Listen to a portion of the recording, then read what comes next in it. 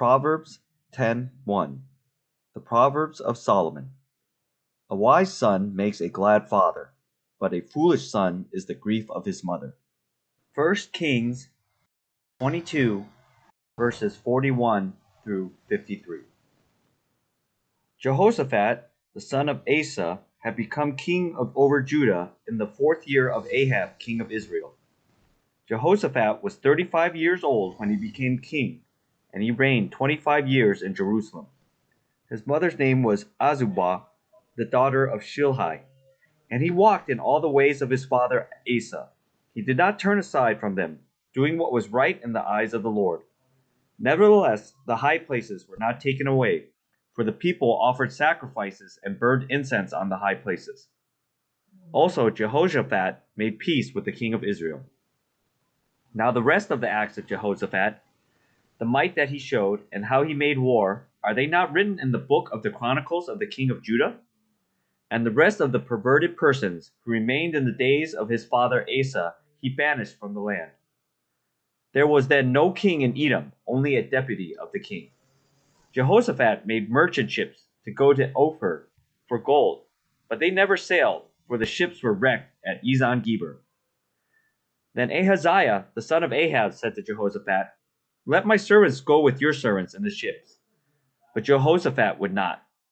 And Jehoshaphat rested with his fathers, and was buried with his fathers in the city of David his father.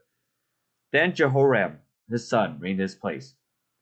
Ahaziah, the son of Ahab, became king over Israel in Samaria in the 17th year of Jehoshaphat, king of Judah, and reigned 2 years over Israel.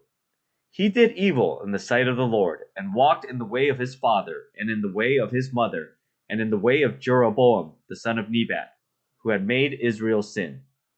For he served Baal, and worshipped him, and provoked the Lord God of Israel to anger, according to all that his father had done. Text today is 1 Kings 22, 41 to 53. Earlier we read the words of King Solomon in Proverbs 10, verse 1, and his words give us a little bit of a surprise.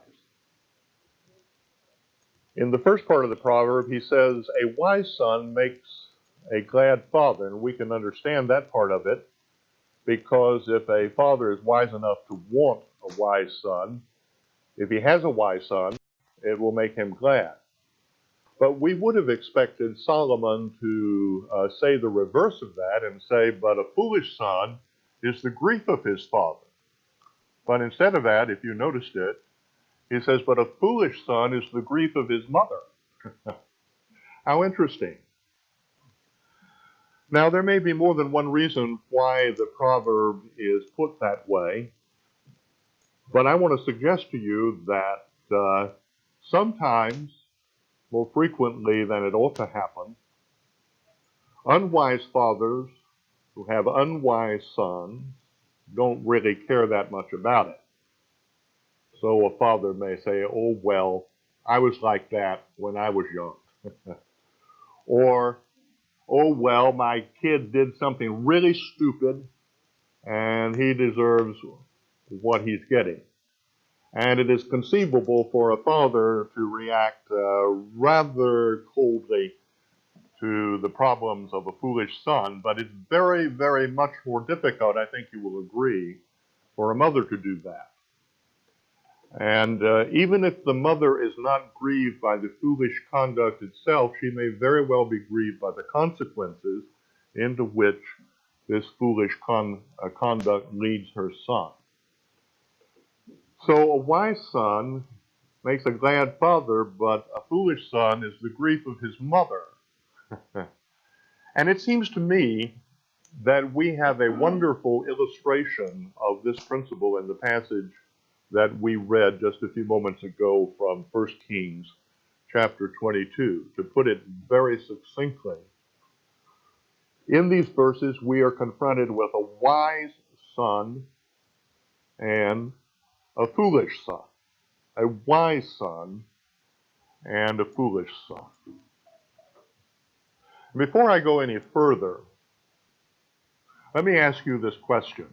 We often mention the fact around this table that we are praying for many of our children, and we want to see many of them come back to the Lord and come back to church.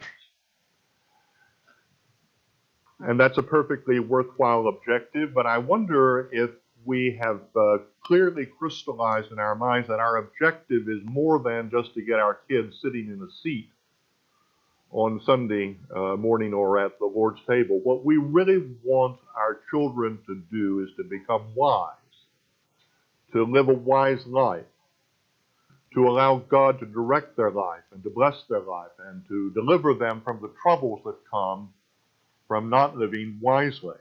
And I hope that all of the Christian parents who are sitting around this table this morning have that as your long-term objective. Yes, we do want our children at church. Yes, we do want them at the Lord's table. But above all, we want them in these places because only by coming into the presence of the Lord and learning from God can they learn to become wise sons and daughters. Which leads to another question, and that is,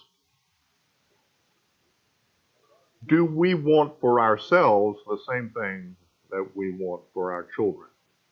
If we want our sons and daughters to be wise, do we ourselves want to be wise and live wisely under the blessing and direction of God? And those are issues that I think we ought to consider for a few moments as we look at the wise son and the foolish son.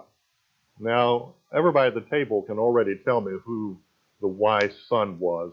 Well, one of the men tell me who the wise son in this passage is. Jehoshaphat. Jehoshaphat. Now, the scripture tells us here that he was the son of Asa, of course. And we've already studied the reign of Asa. Asa was a godly king who reigned over the southern kingdom of Judah. What is really impressive about Asa is that he reigned for 41 years, which was 1 year longer than David reigned and 1 year longer than Solomon reigned. He had a long reign. And by the time he had died, his son Jehoshaphat was 35 years old. Now, that in the ancient Middle East might have been a fairly mature age for a son to ascend the throne. Certainly, it is a good age for a son to ascend the throne. We worry about a person that becomes king at the age of 21 or at the age of 25, but at the age of 35, there must already have been in Jehoshaphat plenty of evidence of the wisdom with which he would conduct himself and his reign. And although we have nothing stated here about Asa's reaction to this, I feel that it is almost certain that before Asa died, he realized that his son Jehoshaphat was wise and ready to reign over the kingdom. And so I suspect that Asa died happy with the thought that I have a wise son who will rule over my kingdom. And that's exactly what Jehoshaphat proved to be. And the first thing that we notice about Jehoshaphat is that he was very directly focused on pleasing the Lord. Notice in verse 43 it says, "And he walked in all the ways of his father Asa. He did not turn aside from them, doing what was right in the eyes of the Lord." What a beautiful example of a father providing a role model for his son. Isn't that the case? Asa had walked in the ways of the Lord, and his son Jehoshaphat walks in the ways of the Lord, and not only walks in the ways of the Lord, but doesn't turn aside from them. He goes straight ahead to do what is right in the sight of the Lord. I presume that's what we want for our children, isn't it, first of all? We want them to be completely focused on the Lord so that they are determined above all other things to do what is right in the sight of the Lord. And all parents who have children growing to teen years and beyond know that there comes a point where you can't control what they do. They go out there and they do what they decide to do. What we want for our children is that they decide to do what is right in the eyes of the Lord. And obviously this suggests that both husband and wife ought to be role models of what is right. You lose the ability to rear your children after they leave home, but you do not lose the opportunity to be role models to them. And as long as God leaves you on this earth, as long as you are here with your children, they ought to be able to look at you and see that you are living for God. And that's what Jehoshaphat clearly saw in Asa. And when Asa was dead, Jehoshaphat walked in all the ways of his father and did what was right in the sight of the Lord. However, Asa had a blind spot. Do you remember that we saw this when we were studying the life of Asa? Even though Asa did his very best to root out idolatry in Israel, he didn't touch the high places. Now, these high places we should not understand as being places where idols were worshipped, but apparently they were places where the Lord was worshipped. So that on various hills and on various mountains, the children of Judah would build altars and they would offer sacrifices. But what we discover is that this was directly contrary to the revealed will of God in the book of the law, because God had commanded his people to do all of their sacrificing at the altar in his temple in Jerusalem. And we don't know why it was that Asa never touched these places. Maybe he figured, I've uprooted idolatry, and after all, they are worshiping the Lord. We'll just let them go ahead and do that. But the prophets do not think that it was a good procedure. And what is interesting here is that the blind spot which Asa had is a blind spot which Jehoshaphat had. The very same failure that was present in Asa was present also in his basically wise son, Jehoshaphat. You know, sometimes parents say, boy, I don't know why my kid acts like that. I don't know why they have that attitude. I don't know why they behave that way. And sometimes you can find the answer by going to the mirror and looking in the mirror. And the face that looks back at you may be the face of the reason why the kid behaves like that. Not only do children have a long-term tendency to pick up our good habits, they also have a very strong tendency to pick up our bad habits. And the blind spots in our lives are likely to be the blind spots in their lives. What does that mean? That means that we as parents have to ask God to show us our blind spots. We have to ask God to teach us what may be wrong with us that we don't see. The words of the psalmist are relevant here. Search me, O God, and know my heart. Try me and know my thoughts. And see if there's any wicked way in me, and lead me in the way everlasting. We may look in the mirror and say, I'm a pretty good father, or I'm a pretty good mother. But what we say about ourselves may not be the same thing that God says about ourselves.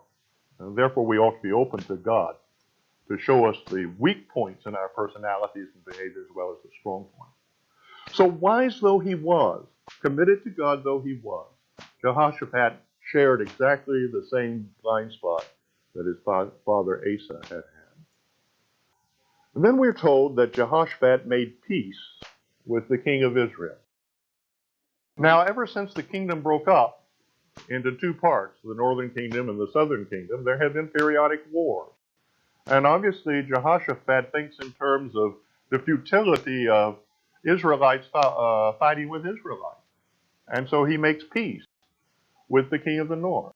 He's a peacemaker. You remember the words of Jesus in Matthew chapter 5, blessed are the peacemakers, for they shall be called the sons of God. A wise son or daughter will be a peacemaker. We do not want our children to be disruptors. People who are always causing trouble in the home, people who are causing trouble on the job, people who are causing trouble in the church. We would prefer, I trust, for our children to be the kind of people that make peace and see other people at friction and try to make peace between them. Blessed are the peacemakers, for they shall be called the sons of God. But please don't think that Jehoshaphat was a Mr. Milquetoast. He was not a royal softy. Notice verse 45. Now the rest of the acts of Jehoshaphat, the might that he showed, and how he made war. Or are they not written in the book of the Chronicles of the kings of Judah? All right, Jehoshaphat made peace with his brethren in the northern kingdom. But when he had to fight a war, he fought it. And there are some records of it in the book of 2 Kings as well as in the account of Chronicles. And although we want our children to be peacemakers in their relationships with others, we also want them to fight the good spiritual fight of faith, do we not? You cannot get through the Christian life without waging war against the principalities and powers, the spiritual wickedness that is in the heavenly places. You remember in Ephesians 6, we're told to put on the whole armor of God, that we may be able to stand in the evil day, and having done all to stand. So we want our children to be peacemakers in their relationships with other people, but we also want them to fight the forces of the enemy, to resist the attacks of the devil, and to win the spiritual battle in their own life and experience. And then we're told in verse 46, and the rest of the perverted persons who remained in the days of his father Asa, he banished from the land. The reference here very probably is to homosexual activity, probably the type of activity that went on in connection with the worship of idols. And you remember that Asa had banished the perverted persons from the land of Judah, but some of them had either snuck back in or managed to elude Asa. And so Jehoshaphat takes up where Asa left off, and he banishes the remainder of the perverted persons from the land. So that Jehoshaphat, as a wise son, was also a moral person. Is this something we also want for our children? Don't we want our children to be moral people? Now let's admit that in our society and culture that is awfully hard. If you turn on a television story, you will find, more often than not, the hero of the story and the heroine going to bed with each other. They're not married and not even planning to marry. And it's presented as something perfectly acceptable. If you watch the media culture of our day, you'll find that people who criticize homosexuality are regarded as homophobic and prejudiced. We live in a very, very immoral society. And a wise son or a wise daughter will be a person who walks in morality and will encourage morality in others. Jehoshaphat knew that his land was better off without people like this, without the homosexuals. And he banished the ones that were left from the days of his father. He was a moral man. And then we're told there was no king in Edom, only a deputy of the king. What does that have to do with anything? Well, remember that Edom was to the south of Judah. And what we're being told here must be connected with what we've already been told about Jehoshaphat making peace with the northern kingdom. On his northern border, he made peace with the king of Israel. On the south, he had control of Edom, so that Edom had no independent king. A deputy, apparently, of Jehoshaphat ruled in Edom. What does that mean? It means that Jehoshaphat worked to secure the borders of his people. So there was no war on the north. He had control of Edom in the south. He was eager to enhance the security of the nation over which he ruled. So he was a wise son in that he provided security for God's people. I hope that you want your sons and daughters to do the same thing for their families. And I'm not just talking about giving them a house to live in and putting up burglar bars if necessary, putting food on the table. I'm also talking about other forms of security that are very, very important in our day and time. I'm talking about emotional security and about psychological security. And one of the things that the wider culture is realizing is the enormous, terrific damage that is done to children as a result of divorces. You are probably aware that the statistics today show that about 1 out of every 2 marriages ends in divorce. And the people that are always the most deeply wounded by divorce are the children in the home. There was a book that was published recently, not by a Christian person, but by a secular person, who followed the children of divorced homes, a substantial number of them, over a long period of years. And the conclusion that she reached was that the damage done to children as a result of divorces is damage that can extend into their later years. The conventional wisdom had been, after a few years they get over the divorce. But her research indicates otherwise. That way down the line, children are hurt by the divorces that have occurred in the homes where they have lived. To make one very simple application, a child that has been through a divorce in the home may be unable to enter into a satisfactory marriage of their own. They may have learned to distrust marriage or distrust a partner, and therefore be unable to form the kind of solid, binding relationship that ought to be a part of marriage. And what is actually happening with children of divorce is that their security structure is being undermined by the fracturing of the parental bond. So I hope that it's true of all the parents sitting at this table that you want your children to be wise, not only wise in the fact that they marry, but wise enough to make their marriage work and work hard at it, so that the family is secure, so children feel security. One of the points that this woman made was that it may actually be better for husbands and wives to stay inside an unhappy marriage just for the sake of the children. That's so old-fashioned. And modern therapists have been, saying, we can't get along with them, divorce, and the kids will get over it.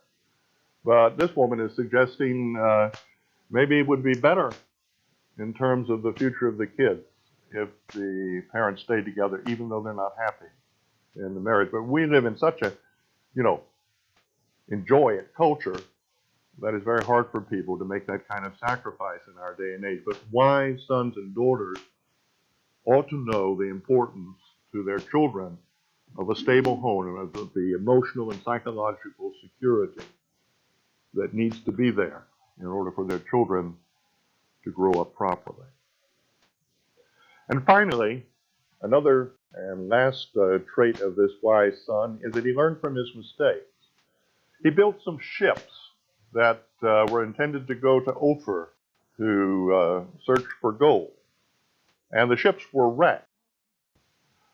Now, that's all we're told in the book of Kings about it, and that would be enough for a king to say, God must not have wanted those ships to go because he sent a storm and wrecked them. And as a matter of fact, what we learn from the book of Chronicles is that God made sure that Jehoshaphat got the message. Eliezer, the son of Dodavah of Marashah, the prophet, came to him and said, "What business did you have aligned with Ahaziah in this venture? Ahaziah is a wicked king, and God has destroyed your works." What we're told here is, however, that after the ships were broken up, Ahaziah said, "Let's start over again. You can build the ships, and my men will go with you, your men in the ships."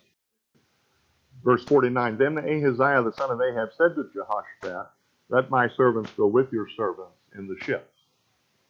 And this very simple little statement, but Jehoshaphat would not. He had learned from his experience, and he didn't repeat his mistake. Be assured of this if you're a parent, because we know ourselves, and we know it's true of us. You cannot go through life without making mistakes, okay? And we're not talking this afternoon about kids that are letter perfect in every way. Even your wisest sons and daughters are going to make mistakes. But one of the fundamental issues is, do they learn anything from it? Do they learn from their mistakes? Do they learn not to do what went wrong in the first place? Part of being a wise son and daughter is to learn from the things that we do wrong. Let me summarize here. What we see in Jehoshaphat as a wise son is that he was focused on doing the right thing before the Lord. He was a peacemaker. He was also an effective warrior when he needed to be. He was a moral person. He provided security for his people. And he learned from his mistakes. Pretty impressive, don't you agree? Even with the flaws, a very impressive example of a wise son. A wise son makes a glad father. And who do you suppose is the foolish son in our passage? Easy giveaway question. Ahaziah. Now, mind you, Jehoshaphat came to the throne at the age of 35 and reigned 25 years. We're not told how old Ahaziah was when he came to the throne, but guess how long he reigned? 2 years. 2 years. And guess what he did? Well, you remember Jehoshaphat? He walked in the ways of his father Asa. Ahaziah did the same thing. Verse 52, he did evil in the sight of the Lord and walked in the way of his father and in the way of his mother and in the way of Jeroboam, the son of Nebat, who made Israel sin. He had all the wrong examples. Now, this is a little unusual for the book of Kings to say that somebody walks in the way of their father and mother. But remember, the father was Ahab and the mother was Jezebel. And when it comes to trying to decide which of them had the most negative influence on Ahaziah, I think it's a draw. Ahab was a weak, ineffective king in terms of his spiritual strength and commitment. And Jezebel was a strong Baal worshiper. And they produced a son who not only walked in their ways, but also in the ways of Jeroboam, the first of the kings of the divided kingdom, who set up the golden calf worship. And mind you, folks, the chances are very good that Ahaziah was alive at the time that Elijah called down fire from heaven on the altar and defeated the prophets of Baal, and then had the 450 prophets of Baal carried off and executed. If he wasn't actually there on Carmel, it's certain he heard the story. And guess what he did? Did you learn anything from that? Zip. Verse 53. For he served Baal and worshiped. How dumb can you get? These are the prophets who couldn't get fire down from heaven. These are the prophets who got themselves executed by the prophet of God. But, you know, it's my mother's God. She likes Baal, so I'm going to worship Baal. He served Baal and worshiped him. And provoked the Lord God of Israel to anger according to all that his father had done. To put it very simply, he made God mad. What happened to Ahaziah? Well, we'll find out in the first chapter of 2 Kings, but let me just give you a foretaste. Ahaziah had an accident. He fell through the lattice, apparently the window lattice, of his upper chamber in the palace in Samaria, and he was seriously injured. And he took to his bed to recover, and instead of recovering, he died. He died after 2 years. He provoked the Lord to anger. Anyone who provokes the Lord to anger is inviting trouble. And, may I suggest, they may even be inviting death. And here's an interesting fact. By the time that Ahaziah had fallen through the window and injured himself fatally, as it turned out, of course, Ahab was dead. Ahaziah wouldn't have been the king if Ahab wasn't dead. But guess who was still alive? Jezebel. She was still alive. She had been widowed 2 years before in the death of her husband Ahab. And now she loses what was probably her oldest son. Now, Jezebel is a hard, tough case, all right? But she had to go to the kid's funeral. I call him a kid. He's a grown man at this point. I would be very, very surprised if even Jezebel didn't shed some tears at the death of this son, who had fallen, just had come into the power of the kingdom, fallen through the lattice, injured himself, basically killed himself in the act. A foolish son is the grief of his mother. I think this passage shows us the contrast beautifully.